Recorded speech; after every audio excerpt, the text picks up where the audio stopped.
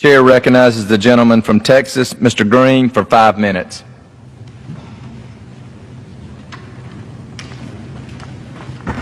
Thank you, Mr. Speaker. Mr. Speaker, I rise today and I stand in the well of the House as a proud American. I love my country, Mr. Speaker, and because I love my country, I try not to forget those who go to distant places, those who go into harm's way, and they do it because they love the country. Many of them do not come back the same way they left, Mr. Speaker.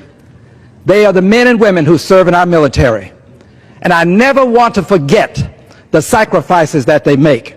So today I want to salute and honor them for the many causes that they have taken up and for the many times that they have left their homes and their loved ones to stand up for liberty and justice for all, to make real the great and noble American ideals, to provide us the safety and security that we have today.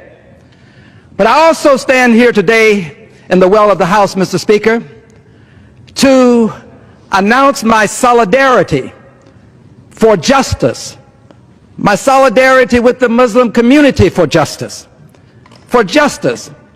because I understand what it's like to be a part of a community that is treated unjustly. I lived through segregation in the United States of America. I know what it's like to go to the back door. I know what it's like to drink from filthy colored water fountains. I know what injustice looks like. I've seen its face. I know what it smells like. I've been in waiting rooms where only blacks could sit, and they were for blacks only because there were other places for others. So I don't want to see anything like that, similar to that. Anything that's remotely similar occur to someone else. So I'm standing here today in solidarity with the Muslim community because of the injustice that's being perpetrated against Islam. I am a Christian. My grandfather was a Christian minister. But I stand here to support Islam today, one of the great religions of the world. And I do this, Mr. Speaker, because to demean Islam by adding the word terrorist with it is an injustice to the religion.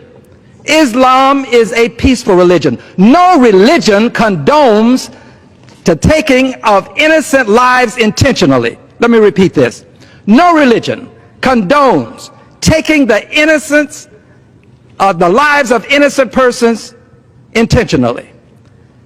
This is why I'm here, because I want to make it clear that Islam does not condone this. We should not be talking about Islamic terrorists. Why not call them what they are? People who commit dastardly deeds, and if you do it in the name of a religion, that doesn't make what you do a part of the religion. And people ought not be found guilty by their affiliation with a religion. What these people are doing, ISIL, Al-Qaeda, Daesh, ISIS, by any name, is evil. And we ought to call it such. It is not Islam.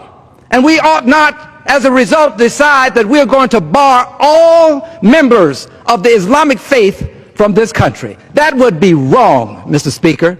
To even consider doing it is something that I find repugnant.